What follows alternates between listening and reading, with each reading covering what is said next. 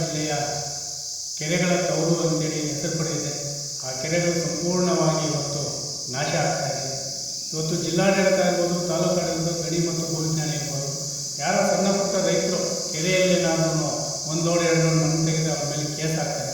ಆದರೆ ಚೆನ್ನೈ ಕಾರಿಡಾರ್ ಗುತ್ತಿಗೆದಾರರು ಇವತ್ತು ಈ ಕೆರೆಗಳಲ್ಲಿ ಅಳತೆ ಮೀರಿ, ಯಾಕಂದ್ರೆ ನಾವು ಊಹೆನೇ ಮಾಡೋಕ್ಕಾಗಲ್ಲ, ಸುಮಾರು 25ರಿಂದ 50ರಿಂದ 60 ಅಡಿ ಆಳ ತೆಗೆದು ಸಂಪೂರ್ಣವಾಗಿ ಕೆರೆಯ ಒಂದು ಮಣ್ಣನ್ನು ಕೆರೆಯನ್ನು ಹಾಳು ಮಾಡುವ ಜೊತೆಗೆ ಅದನ್ನು ಮರಗಿಡಗಳನ್ನು ಸಹ ಸಂಪೂರ್ಣವಾಗಿ ನಾಶ ಮಾಡಿದೆ. ಇವರ ವಿರುದ್ಧ ಕ್ರಮ ಕೈಗೊಳ್ಳಬೇಕಾದ ಜಿಲ್ಲಾಡಳಿತ ಮತ್ತು ತಾಲೂಕರ ಗಣಿ ಮತ್ತು ಭೂವಿಜ್ಞಾನ ಇರುವುದು ಜನಪ್ರತಿನಿಧಿ ಸಂಪೂರ್ಣವಾಗಿ ವಿಫಲವಾಗುವುದರಿಂದ ನಾವು ಆರೋಪ ಮಾಡ್ತಾ ಇದ್ದೀವಿ. ಇನ್ನೇನು ಚೆನ್ನೈ ಕಾರಿಡಾರ್ ರಸ್ತೆಯ ಒಂದು ಕಾಮಗಾರಿ ಸಂಪೂರ್ಣವಾಗಿ ಮುಗಿತಾ ಬಂದಿದೆ. ಇನ್ನಲ್ಲಿ 20ರಿಂದ 25% ಇರ್ಬೋದಷ್ಟೇ. ಈ ಕೂಡಲೇ ಮಾನ್ಯ ಜಿಲ್ಲಾಧಿಕಾರಿಗಳಲ್ಲಿ ನಾವು ಮನವಿ ಮಾಡ್ತಾ ಇದ್ದೀವಿ.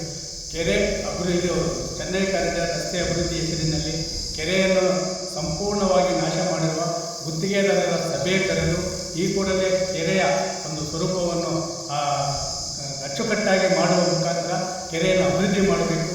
ಇಲ್ಲವಾದರೆ ಸಂಬಂಧಪಟ್ಟ ಇಲಾಖೆಗಳ ವಿರುದ್ಧ ಮಣ್ಣು ಸಮೇತ ಹೋರಾಟ ಮಾಡುವ ಎಚ್ಚರಿಕೆಯನ್ನು ಗುತ್ತಿಗೆದಾರರಿಗೆ ಮತ್ತು ಜಿಲ್ಲಾಡಳಿತಕ್ಕೆ ನೀಡಿದ್ದಾರೆ.